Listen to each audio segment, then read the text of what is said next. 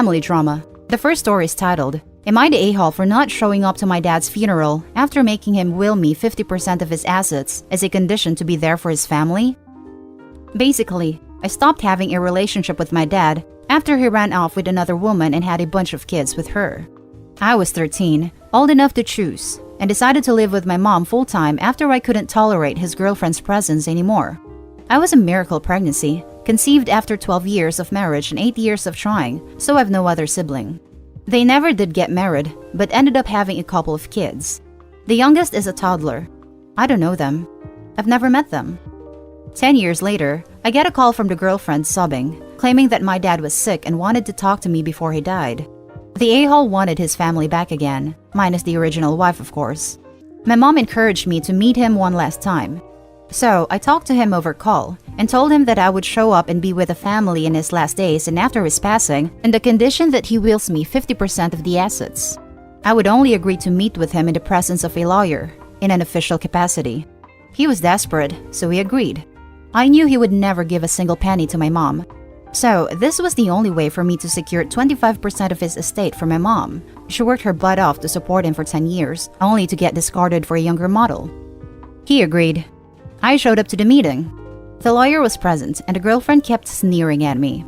I didn't care though. I walked out happy. And as my good luck would have it, my dad slipped into a coma 2 days later, never to wake up. His girlfriend kept calling and texting me to help her out with the funeral. I blocked her number. The other day, I ran into her at the bank. She confronted me and called me a horrible gold digger. According to her, I was the reason my dad was never happy and present for his new family. She also blamed me for all the problems in their relationship and that I betrayed my father in his deathbed.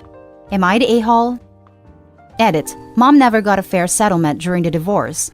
He hid assets, spent a fortune on his mistress, from the marital money and my college fund, and fake filed for bankruptcy. Now let's read the top comments. Everyone sucks here, but I'll tell you what, brother. If my dad had money, I'd do the same thing. Sister. Edit. Thank you, kind stranger, for the Yes Queen award. I don't feel like a queen, but I do have a better credit score, thanks to my emotional manipulation skills, so I'll accept the honor. You're entirely justified in what you did. Your absentee dad and his girlfriend figured you should be their dog's buddy and provide support to a family you've never met when he dies. Excuse me, what?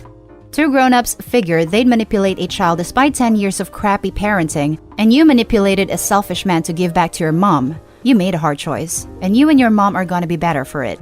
Not the a-hole. Everyone sucks here, mildly. Your dad sucks for leaving your mom and choosing his new family over you. All those years with no contact, only for him to call you on his deathbed wanting to make things right. In my opinion, that's selfish. It was done just to give him peace of mind, not to apologize to you or mend your relationship. You and your mom are entitled to half of his assets, but you promised to be there for his girlfriend and your half-siblings in his last days and after his passing. Not honoring that promise sucks on your part too, but I can sense how much resentment you have for him and his new family, which is something I can't blame you for. I would probably feel the same way too. You know, on any post that I read which concerns a promise or request of a dead family member, it's usually said that honoring it doesn't really matter since the person is now dead. That they aren't going to know, and that why should it matter now? Sure, but in this case, the promise was made in the presence of one of the people affected who's still alive. The promise was made over a phone call. Dad tried to make me and a girlfriend hug it out awkwardly after the lawyer left. He thought he was reuniting his family. You gave his mind peace. That's pretty big of you. And perhaps you can be there, once they're older, for your half-siblings. You don't owe them anything, but when they're older, it might be a nice gesture, as their mother sounds like a piece of work. Not sure about that. I essentially ghosted him after I made sure I secured my bag. He slipped into coma 2 days later, but he did try to contact me after the visit. I didn't pick up his calls, nor did I reply to his messages. For the second story, am I an a-hole for not wanting to share the millionaire inheritance that my grandfather left just for me with my cousins and aunts? Before you need to understand who my grandfather was, so a short text to describe him. My grandfather had a very poor origin, but he moved up in the world. He led a peaceful and comfortable life. The few luxuries he gave himself was to travel to Italy, his country of origin, But he lived in a modest house in a good neighborhood, and I drove a BMW from the 80s. I know you said that it is not simple, but we are talking about a guy who was worth 8 digits in theory. This is important. Had 4 companies and employed 500 people. He could live much higher than he did. He did not spoil his children or his grandchildren, but he always made sure to pay everyone the best education and presented his 3 children, 2 women, 1 man, with a good home when they got married. My grandfather never let relatives work at his companies, including his children and grandchildren. He said that everyone should follow their own paths and always made it clear to never wait for his inheritance. He made it clear that he would choose the person who proved to be more able to handle his business and money. This created a discreet competition in which everyone tried to show the best to take on the business. I am the youngest grandson. I am 28. The oldest is 45. We are a total of 10 grandchildren, plus my aunts. My father passed away a few years ago. My grandmother passed away a little after. Here comes my question. My grandfather died about 4 months ago and left everything to me. And what surprised us the most was that he had a lot more than we thought. He had 9 digits, which confirmed my theory that there are wealthy people who never appear in Forbes lists. And that, of course, caused fights and arguments with my cousins and aunts about sharing the money with them. Should I share? After all, everyone knew what my grandfather wanted. Now let's read the top comments for this post. Not the a-hole, as that's what your grandfather wanted. They're more than likely going to contest the will in court and may get a settlement which will be a small portion of the whole. Sounds like your grandpa, though well-intended, was the a-hole. If I ever made millions, I'd make sure to set up my children and grandchildren for life with whatever business they wanted to go into, including if they wanted to work with me. I understand where he came from, so I'm sure he just never really came to terms with how very much he had to share. Personally, I would share, but it really is your decision. Not the a-hole. You're free to do as you see fit. Not the a-hole. It's all yours. Enjoy. Tell everyone else to go pound sand. No one should even be asking you or demanding anything. Just because of that, you should do nothing. Rule of thumb when inheriting money, sit in it for at least a year, so you don't make any rash decisions. The next story is titled, Am I the a-hole for telling my dad it's not my job to make things equal? I, 20 female, grew up with a blended family. My parents divorced when I was 4, my father remarried when I was 8, and I lost my mom when I was 10, and had to live with my dad's family. My stepmom and I have always had a tricky relationship. In the early days, she tried to compete with my mom and was very territorial when my mom was around, like trying to force me to hold her hand and always trying to move things along if I saw my mom and went up to hug her. She forced hugs with me then, when exchanges would happen, if it was in front of my mom and didn't take no for an answer. I resented the hell out of her. Then my mom died and it was a crappy 2 years after. My stepmom was hurt I hadn't wanted her at the funeral. She was hurt that I wasn't enthusiastic about living with them. I wanted to do the same 50-50 with my dad and maternal grandparents, who were a huge part of my life up to that point. It got a little easier.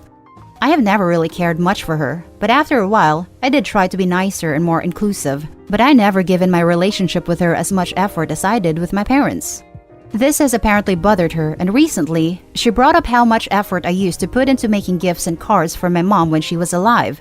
She actually kept track of that stuff, and how I would always buy her a card and get her something generic for gifts. Apparently, this has always bothered her, and is why she competed so much. She also pointed out I never made an effort for Mother's Day with her. That it was obvious, I didn't want to celebrate her on that day. The truth is, Mother's Day has not been a celebratory day for me since I lost my mom. It's just a day where I'm reminded of my loss. Even a decade later, it still feels that way.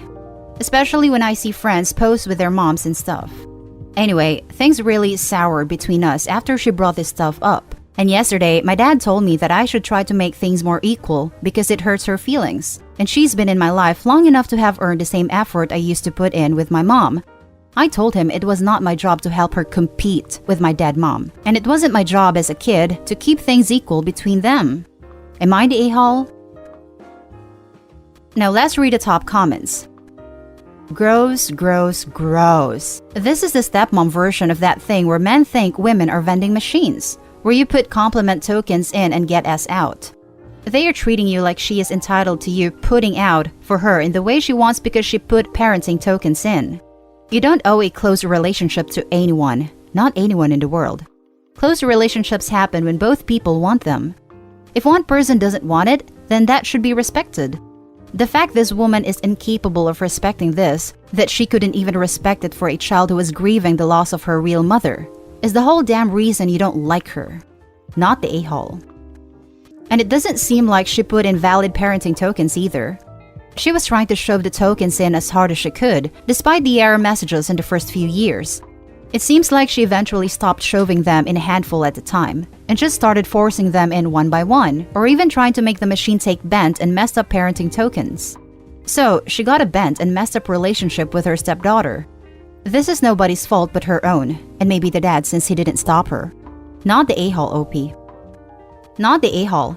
You can't force a child to love you, and she definitely pushed you away when she tried competing with your mom when you were little. It's not your fault you two aren't close, it's hers for trying to alienate you from your biological mom.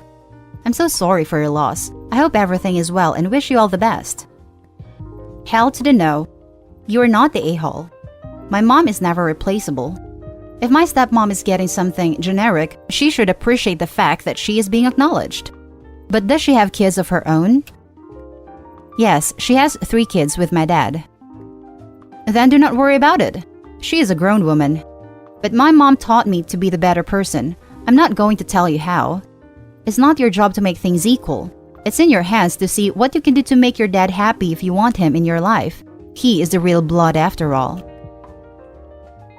Now for the last story. Am I the a-hole for accepting my step-family when my bio brother did not, and he was shunned for it? My father cheated on my bio mom and abandoned us to marry my current stepmom when I was 12 and my brother was 14.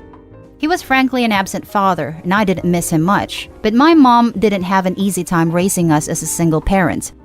She died 2 years later from an overdose when I was 14. We subsequently moved to and lived with my father's new family, comprising my stepmom and her 2 sons, 2 and 3 years older than me. Going into this, both me and my bio brother hated both of them, with the view that my dad was a cheating, unreliable scumbag and she was just a cheap witch. I wasn't expecting to actually like my stepmom, though we were right about my father. Past the first few months of awkwardness, my stepmom and brothers actually treated me great. They always wanted a daughter and sister respectively and quickly started including me in their family activities and looking out for me. My stepbrothers are also genuinely nice people, and I am so lucky to have them in my life. My bio brother, on the other hand, didn't take the move well and started acting out, /skipping school, /getting in trouble with the law. He didn't participate in family activities and moved out as soon as he could. Recently, I met my brother and he told me that he blamed me for jumping ship so quickly and not sticking with him. He felt that I betrayed our mom and him. He said that if I didn't accept his family too, my dad would probably have packed us off to live with our uncle in a different state. And he wouldn't have had to go through his crappy teenage years almost alone. I'm 20 now, and I've always felt guilty about so quickly accepting them and leaving my brother behind. Meeting my brother only cemented this. Should I have not so quickly accepted my stepmom and brothers? Am I the a-hole? Now for the top comments. No a-holes here. He lost his mom super young and is allowed to have complicated feelings about that. He shouldn't be blaming you for anything and maybe should be in counseling to deal with that. It's an emotional situation and I really see both sides here. The dad is an a-hole for sure. I think the stepmom and the stepbros also might be, because Sophie said they treated her well because they've always wanted a daughter and sister. They may have not treated a bio brother as well as they did OP because they had no use for him, making him feel like an outcast and driving a wedge between OP and him. I feel sorry for the poor kid. No a-holes here, except your father. You were both kids. You were able to find a positive in a crappy situation. Your brother was not. It is easier to blame you than it is to accept the reality that this situation is not really anyone's fault. It is unfair that he wants to drag you down into his life of misery as well. No a-holes here. It is a hard situation all round, and the way that society tends to treat the emotions of young men, I doubt he was ever given the support he needed by the adults around him. It doesn't make him right to be hurt by your acceptance of your step-family, but it does explain his anger towards the situation in general. I was struck by something, though. You said that after a few months you accepted them as they treated you well because they always wanted a daughter/sister. Forgive me if this is wildly off the mark, But it is possible that that acceptance was for you alone, and your brother, especially as he was already 16, was seen as an inconvenience at best, well before he started acting out. I say this because he mentioned being almost alone. It is possible that your stepbrothers froze him out while embracing you, driving an increasing wedge between you two, especially if he had been in the position of having to look after you beforehand and was suddenly pushed into the cold by the move, with him perceiving you as choosing people he felt he needed to protect you from. If that is the case, that wouldn't make either of you wrong for what you've done. You were teenagers. Even now you're still young.